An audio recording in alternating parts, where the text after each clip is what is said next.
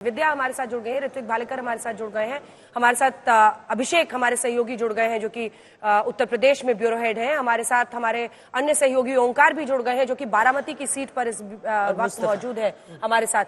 जल्दी से एक बार चलते हैं सीधा ओंकार के पास, क्योंकि ओंकार आप बारामती में मौजूद है। पवार वर्सेस पवार वाली लड़ाई पर सबकी नजर है, लेकिन कई लोग ऐसा वहां पर बोल रहे थे और साहिल भी सहमत होंगे कि हमने अगर सुप्रिया ताई को चुना लोकसभा में तो विधानसभा में अजित दा। पोस्टर भी लग गए हैं पहले से सीएम की बधाई। शुरू से इसी तरह का नैरेटिव देने की कोशिश की गई थी, लेकिन सुनेत्रा पवार को लोकसभा चुनाव में उतारने के बाद थोड़ी गड़बड़ी दिखी इक्वेशन में, लेकिन फिर अजित पवार ने साफ तौर से क्लियर कर दिया। उन्होंने कहा कि लोकसभा चुनाव में सुनेत्रा पवार को लाना ये मेरी गलती थी, लेकिन इस बार गलती कौन कर रहा है, यानी कि अजित पवार ने ये काउंटर नैरेटिव देते हुए क्लियर कर दिया कि ये काउंटर नैरेटिव देते हुए अजित पवार ने ये क्लियर करने की कोशिश की और मतलब शरद पवार के खेमे में ये गेंद डालने की कोशिश की कि इस बार उनकी मां भी, मतलब अजित पवार की मां भी चाहती थी कि उनके खिलाफ कोई उम्मीदवार ना हो, लेकिन फिर भी शरद पवार ने जानबूझकर ये चाल चली, तो इसलिए इस बार शरद पवार को विलन करने की कोशिश अजित पवार ने की थी। लेकिन एक थोड़ा मैं विजुअल्स यहाँ दिखाना चाहता हूँ, काउंटिंग जो है मतलब बारामती का, वहां एग्जैक्टली क्या चल रहा है।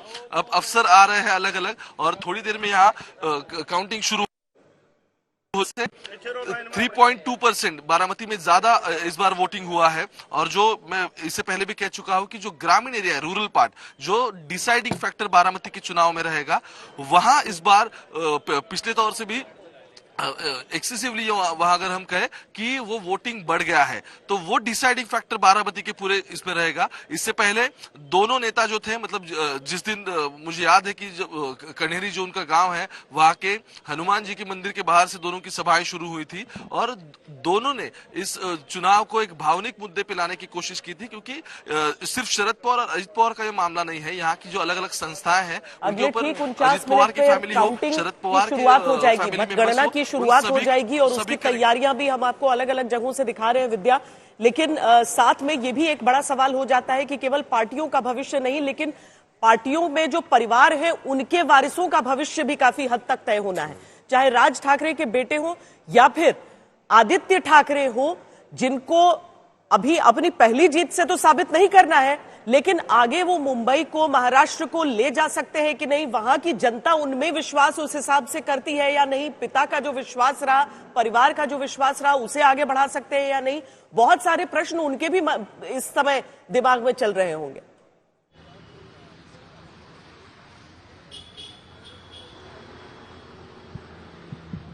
विद्या, आवाज आ रही है आपको?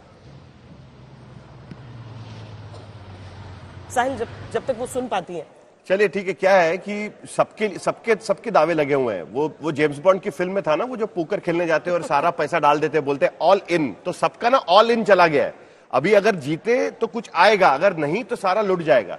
सबकी स्थिति इस तरीके से बनी है। अपने बेटे को अलग रखा हुआ है, लोकसभा चुनाव में वो कल्याण से उनको सांसद बनाते हैं, अभी विधानसभा में नहीं घुसाया। नहीं, विधानसभा में नहीं घुसाया, लेकिन पार्टी की कमान उसके हाथ में है, पीछे से चला तो रहा है। इलाके में ठाणे, कोंकण, सब जगह इलाका, इसी के साथ सेटल हो जाएगा थोड़ा तब शायद। बहुत इंटरेस्टिंगली एकनाथ शिंदे बार बार ये कहते हैं कि मुझे हल्के में मत लेना, मैंने अपनी दाढ़ी से गाड़ी को गड्ढे में डाला है। नहीं, ये इशारा तो बीजेपी की तरफ भी है, क्योंकि अगर देखिए पिछली बार सब मैंडेट तो उनको मिला था, लेकिन चीफ मिनिस्टरशिप को लेकर पंगा हो गया। इस बार ऐसा ना हो जाए। संगीत रागी जी जो कह रहे थे कि भाई फडणवीस नहीं मानेंगे डेप्यूटी चीफ मिनिस्टर के लिए, वो सही बात है, लेकिन बीजेपी दावा करेगी तो नंबर्स पे डिपेंड होगा उस वक्त शिंदे क्या करेंगे। संजय जी, जल्दी से एक कमेंट आपसे इस बात पर कि 66% 29 साल बाद ऐसी बम्पर वोटिंग हुई है और 50 सीटों पर महिलाओं का वोट प्रतिशत ज्यादा होना, और मेरे पास पूरी लिस्ट है कि कैसे लगभग 11 सीटें हैं जहां पर अगर मेल आबादी ज्यादा भी है, कम भी है, फिर भी नंबर्स में भी महिलाओं ने ज्यादा वोट किया है। ये क्या इशारा कर रहा है? बीजेपी वाले कह रहे हैं कि जो हमारे लोकसभा वाले वोटर नहीं निकले थे वो इस बार निकले हैं। देखिए, बहुत सीधा सीधा सा संबंध अगर आप देखें 2014 के लोकसभा चुनाव से हम लगातार देख रहे हैं, जिन जिन कंस्टिट्यूंसी में टर्नआउट ज्यादा होता है वहां पर बीजेपी को फायदा होता हुआ दिखाई पड़ता है।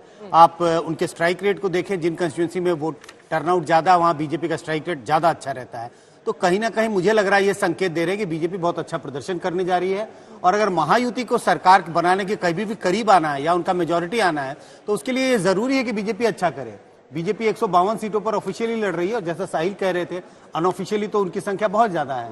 तो जब तक बीजेपी अच्छा नहीं करेगी तो महायुति सरकार बनाने के करीब पहुंच ही नहीं सकती। इस समय सौरभ वक्तानिया हमारे साथ शिंदे के घर से मौजूद है और एक नेता के घर की गहमा गहमी बताती है कि कितना उनके कार्यकर्ताओं को उम्मीदें हैं। हालांकि हरियाणा में हमने भूपेंद्र हुड्डा के घर पे बहुत गहमा गहमी देखी थी, लेकिन आज शिंदे के घर पर क्या स्थिति है, दिखाइए।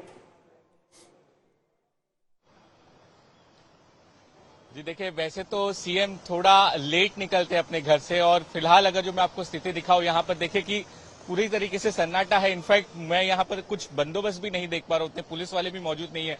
सीएम जैसा कि मैंने आपको बताया कि काफी लेट निकलते हैं, लेकिन सीएम एकनाथ शिंदे के लिए सबसे बड़ा जो दुविधा है, देखिए हार गए तो सबसे पहला सवाल उनको यही पूछा जाएगा कि क्या जो बाला साहेब ठाकरे और शिवसेना के असली वारसदार का जो वो हक जमाते थे वो अब वो जमा सकेंगे कि नहीं।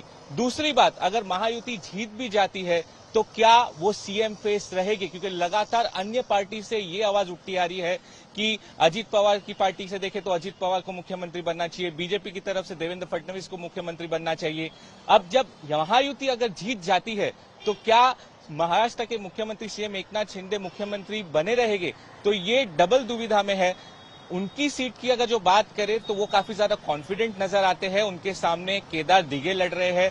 केदार दिघे की अगर जो बात करें तो वो एक रिलेटिव है आनंद दिघे के, क्योंकि आनंद दिघे जिनके सब पॉलिटिकल उनको गुरु मानते हैं एकनाथ शिंदे और हमेशा से उनके ही आदर्शों पे और उनके ही सिद्धांतों पे वो आगे चलते हैं। और उनके सामने यूबीटी की सेना ने केदार दिघे को खड़ा किया क्योंकि एक इंटरेस्टिंग फाइट देने की कोशिश की। लेकिन केदार दिघे का अगर जो मैं कैंपेन बताऊं आपको तो कोई बड़ा नेता उनके कैंपेन में नहीं है, वो अकेले ही नजर आए। हार्डली उनको 15 से 16 दिन मिला, इसलिए उनकी सीट से एटलीस्ट एकनाथ शिंदे काफी ज्यादा कॉन्फिडेंट नजर आ रहे हैं।